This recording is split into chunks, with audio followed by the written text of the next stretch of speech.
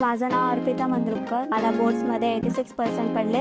My name is Palak Chodi and I scored 91% in class 12 boards. माझं नाव अर्जुन कोर्लेकर. 12 बोर्ड्समध्ये मला 76.5%. PCM CET मध्ये मला 99.47% आले आणि JEE मेन्समध्ये मला 98.02% क्लासमध्ये आल्यालाच कळलं की कसे टीचर्स आहेत ते सगळे खूप हेल्पफुल आहेत आणि फ्रेंडली आहेत. देवघर क्लासेसची फॅकल्टी खरंच खूप चांगली होती.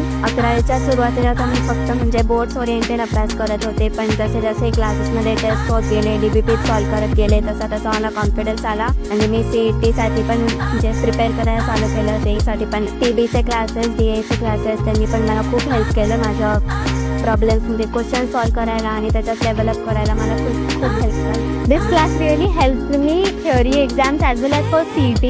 I scored 94 percentile in PCB and 90 percentile in PCM. For maths, when I faced difficulties, when I asked my doubts to the teachers, they always helped me with it.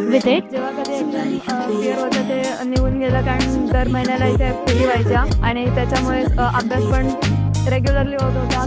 Physics was the hardest subject for me. The test series made me realize की okay, I have to work more on it.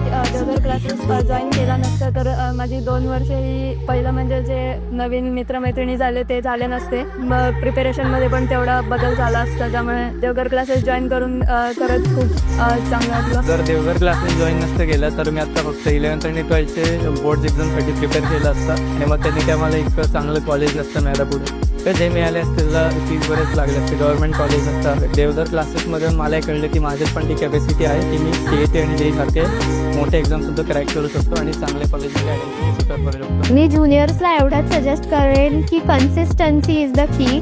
एक्झामच्या म्हणजे पहिल्या दिवसापर्यंत weight नाही करायचं, कारण कधीच होत नसतं. So start in advance, practice as much as you can and give test, give mock test and refer to all the notes that the class gives.